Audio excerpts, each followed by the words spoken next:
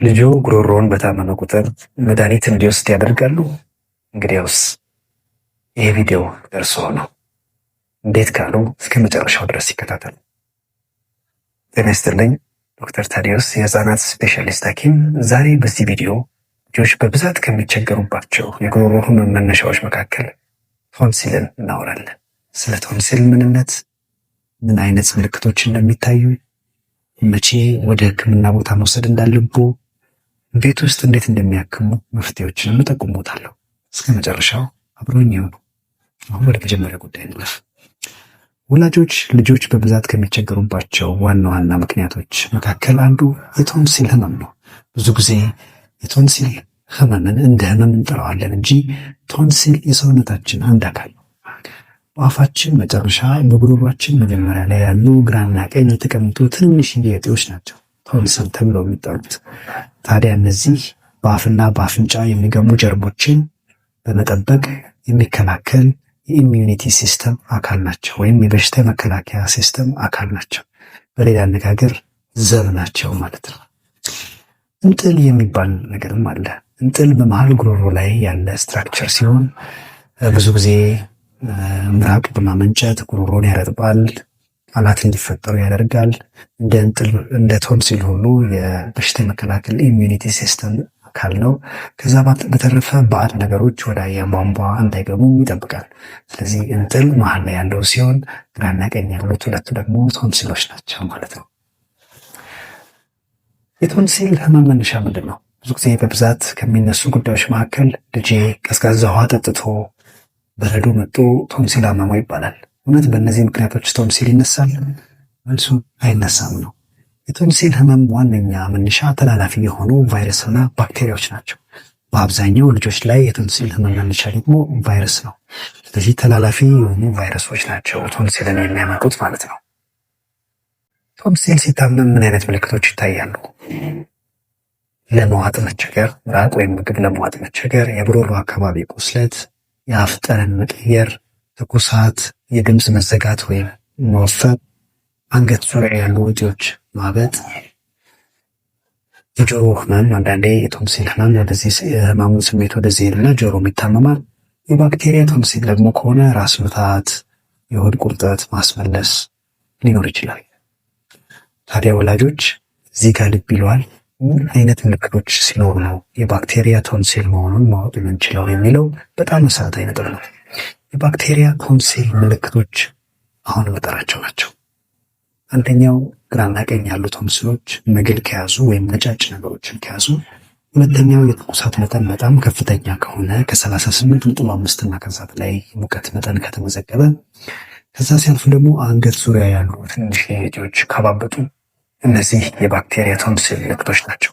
እንዲህ አይነት ምልክቶችን ሲያዩ ቶሎ ብለው ወደ ሕክምና መውሰድ ይኖርብዎታል ማለት ነው። አሁን ምልክቱ ከዚህ ውጭ ያሉ ምልክቶች ከሆኑ በቫይረስ የመጣ የቶንሲል ህመም ከሆነ እንዴት አድርገው ቤት ውስጥ ማከም እንደሚችሉ ይጠቅሞታለሁ። አሁን በዘረዘራቸውን 6 የመፍትሄ ሀሳቦች መጠቀም ይችላሉ። የመጀመሪያው ለብ ያለ ውሃ በጨው ነው። ግማሽ የሻይ ማንኪያ ጨው አንድ ልብ ካለ የሻይ መጠጫ ሲኒ ውስጥ ጨምሮ እንዲሞጠሞጡት ማድረግ። ይህንን በቀን ከ2 እስከ 3 ጊዜ እንዲያደርጉት ማድረግ ይቻላል። ይሄ ምን አይነት ጥቅም አለው? ጉሮሮ ቶንሲል አካባቢ ያለ ኢንፍላሜሽን ወይም መቆጣት እንዲቀንስ፣ ህመም ሪዲዩስ እንዲያደርግ ወይም እንዲቀንስ፣ አክታም ካለ እንዲቀጥን ያግዛል ማለት ነው። ይሄ በጣም ጥሩ የቤት ውስጥ መፍትሄ። ሁለተኛው መፍትሄ ደግሞ ፈሳሽ መውሰድ ነው። ወላጆች በቶንሲል ህመም ምክንያት ልጆች ፈሳሽ መውሰዳቸው ይቀንሳል። ይሄ ደግሞ ሌላ ጉዳት ያመጣል። ስለዚህ በብዛት ፈሳሽ እንዲወስዱ ይመከራል። እንደ ሾርባ፣ ሻይ፣ ለብ ያለ ውሃ የመሳሰሉ ፈሳሾችን እንዲጠቀሙ ማድረግ በጣም አስፈላጊ ነው ማለት ነው። ሌላኛው በጣም ወሳኝ መፍትሄ ደግሞ እረፍት ነው። ወላጆች የጉሮሮ አካባቢ ህመም በባህሪው እረፍት ይፈልጋል። ጉሮሯችን ጫና የሚበዛበት ቦታ ነው። ስለዚህ እረፍት እንዲያደርጉ ማድረግ 2 አድቫንቴጆች አሉት። አንደኛው የመስሎችን አጥንቻዎችን መጨናነቅ ይቀንሳል። ሁለተኛ ደግሞ በሽታ መከላከል ሲስተማችን ኢነርጂ ይፈልጋል። ያንን ኢነርጂ ደግሞ ከእረፍት ማግኘት ስለሚቻል ማለት ነው። ስለዚህ ሶስተኛው መፍትሄ ልጆች እንዲያርፉ ማድረግ ነው ማለት ነው። አራተኛው መፍትሄ ደግሞ ወላጆች አንቲፔን የህመም ማስታገሻዎችን እንዲወስዱ ማድረግ ነው። ለፓራስታሞል፣ አይቡፕሮፌን የመሳሰሉ የህመም ማስታገሻዎችን እንዲወስዱ ማድረግ ነው። ለምን? በውስጣቸው ህመም የሚያስታግሱ ንጥረ ነገሮች ስላሏቸው እነዚህን መስጠት ጥቅም አለው ማለት ነው። እንግዲህ ከነዚህ ከአራት ወሳኝ መፍትሄዎች በተጨማሪ አምስተኛው ማርና ሎሚ ነው። ወላጆች ማር ከአንድ ዓመት በታች አይመከርም። ምክንያቱም ከዚህ በፊት የሰራሁትን ቪዲዮ ገብተው ማየት ይችላሉ። በሳል ዙሪያ አንድ ቪዲዮ ሰርቻለሁ። እዛ ላይ ማርን እንደ መፍትሄ ሀሳብ አስቀምጬ ነበር። ሆኖም ግን ማር ከአንድ ዓመት በታች አይሰጥም። ምክንያቱም ቦቱሊዝም የተባለ የባክቴሪያ ኢንፌክሽን ስለሚያመጣ። አሁን ይሄኛው ከአንድ ዓመት በላይ ለሆኑት ነው ማለት ነው። ስለዚህ አንድ የሻይ ማንኪያ ማር፣ አንድ የሻይ ማንኪያ የሎሚ ጭማቂ በአንድ የሻይ መጠጫ ሲኒ ለብ ያለ ውሃ ውስጥ ጨምሮ ልጆች እንዲጠጡ ማድረግ ይጠቅማል። ለምን? ማርና ሎሚ በውስጣቸው ያሏቸው ንጥረ ነገሮች ኢንፍላሜሽን ወይም መቆጣትን የሚቀንሱ ስለሆኑ እዚህ አካባቢ ያለን ህመም ያስታግስልናል ማለት ነው። ተጨማሪ ስለ ማርና ሎሚ መረጃውን ማግኘት ይፈልግ ከሆነ እዚህኛው ቪዲዮ ላይ ገብተው መመልከት ይችላሉ። ስድስተኛው መፍትሄ ወላጆች እርድ ነው። አዎ እርድ ቤት ውስጥ የምንጠቀመው ነገር ነው። ነገር ግን እርድ በውስጡ ኩርኩሚን የተባለ በጣም ወሳኝ ንጥረ ነገር አለ። ይህ ኩርኩሚን በጣም እርድ ውስጥ ያለ ጠቃሚ ንጥረ ነገር ነው። ለምን ካሉ አንታይ ኢንፍላማቶሪ ኢፌክት አለው፣ ወይም ሰውነት እንዳይቆጣ የሚያደርግ ንጥረ ነገር በውስጡ አለው። ስለዚህ ለቶንሲል ጉሮሮ አካባቢ ህመም በጣም ይጠቅማል ማለት ነው። እርድን በሁለት መንገድ መጠቀም ይቻላል።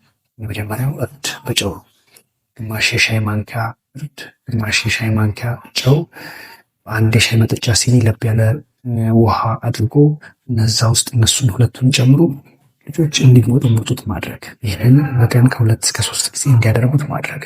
ያ በውስጣቸው ካለው የሰውነት እንዳይቆጣ ከሚያደርግ ንጥረ ነገር የተያያዘ ፔን እንዳይኖር፣ መቆጣት እንዳይኖር ያግዛል ማለት ነው። ሁለተኛው እርድን መጠቀሚያ መንገድ ደግሞ እንዲህ አድርገው ያዘጋጃል። ለብ ያለ ውሃ አንድ የሻይ መጠጫ ሲኒ ለብ ያለ ውሃ ያደርጋሉ እዛ ውስጥ። ከዛ ግማሽ የሻይ ማንኪያ እርድ፣ አንድ የደቀቀ ወይም ደግሞ የተፈጨ አንድ ሻይ ማንኪያ ዝንጅብል፣ አንድ ሻይ ማንኪያ የተጨመቀ ሎሚ ያደርጉና ውሃ ውስጥ ጨምቁታል። ከዛ እዛ ላይ በጣም በስሱ 1/4 የሻይ ማንኪያ የምታክል ቆንዶ በርበሬ ያደርጋሉ። ቆንዶ በርበሬ ምን አመጣው ሌሎች ሊሆነ፣ ነገር ግን ቆንዶ በርበሬ በጣም የሚገርም ኢፌክት አለው ወላጆች። ኩርኩሚን ያልኳችሁ ተርመሪክ ውስጥ የሚገኘው ወይም እርድ ውስጥ የሚገኘው ንጥረ ነገር ከ2000 እጥፍ በላይ ሰውነታችን ላይ ኢፌክቲቭ እንዲሆን ታደርጋለች። ያቺ በጣም በስሱ የምትጨመር ቆንዶ በርበሬ 1/4 የሻይ ማንኪያ የምትሆነው ያንን ኩርኩሚን የተባለው ንጥረ ነገር አንዴ ከ2000 እጥፍ በላይ ሰውነታችን ላይ አብሶርብድ እንዲሆን ስለሚያደርግ ሁልጊዜ እርድን ሲጠቀሙ ቆንዶ በርበሬ መጠቀሙ እንዳይረሱ። ምክንያቱም እርድ በባህሪው ኢፌክቲቭ ለመሆን ቆንዶ በርበሬን ስለሚፈልግ። ስለዚህ እሷን ቆንዶ በርበሬ ይጨምራሉ። ከዛ ውሃው ለብ ሲል ከ3 ከ5 ደቂቃ በኋላ አንድ የሻይ ማንኪያ ማር ጨምራሉ። ይህንን እንዲጠጡት ማድረግ። ይህኛው መፍትሄ ግን ብዙ ጊዜ 3 ዓመትና ከዛ በላይ ለሆኑት ልጆች ቢሆን የተሻለ ነው። እነሱ እመክራለሁ ማለት ነው። እሺ ወላጆች፣ አሁን መሰረታዊ ነገሮችን አውርተናል። ስለ ቶንሲል ምንነት፣ ምን አይነት ምልክቶች እንደሚኖሩ፣ የባክቴሪያ ቶንሲል ሲኖር ምን አይነት ምልክት እንደሚታይ፣ ቤት ውስጥ እንዴት ማከም እንዳለብን አውርተናል። በጣም አንድ ሳልናገር ማላልፈው ጉዳይ ቢኖር የባክቴሪያ ቶንሲል መሆኑን ታወቁ። የዘረዘርኳቸው ምልክቶች ካሉ አፋጥኖ ወደ ሕክምና ቦታ መውሰድ አለብን። ምክንያቱም ያልታከመ የባክቴሪያ ቶንሲል የልብና የኩላሊት ችግር ስለሚያመጣ ይሄ ኢምፖርታንት የሆነ ነጥብ ነው። ስለዚህ አውራዋቸው የቤት ውስጥ መፍትሄዎች ከዛ ውጭ ላሉ በቫይረስ ምክንያት ለመጡ የቶንሲል የጉሮሮ አካባቢ ህመም ነው ማለት ነው። እንዲህ በማድረግ አላስፈላጊ የመድኃኒት አጠቃቀም ሲስተሞችን ማስወገድ ይቻላል። ልጆቻችንን አላስፈላጊ የመድኃኒት ሳይድ ኢፌክት አንዳርጋቸው ማለት ነው። እሺ ወላጆች፣ አመሰግናለሁ ስለተከታተላችሁኝ። ቪዲዮዎቹ ለእናንተ እንዲደርሱ ቻናሉን ላይክ፣ ሼር፣ ሰብስክራይብ በማድረግ ቤተሰብ ይሁኑ። መልካም ጊዜ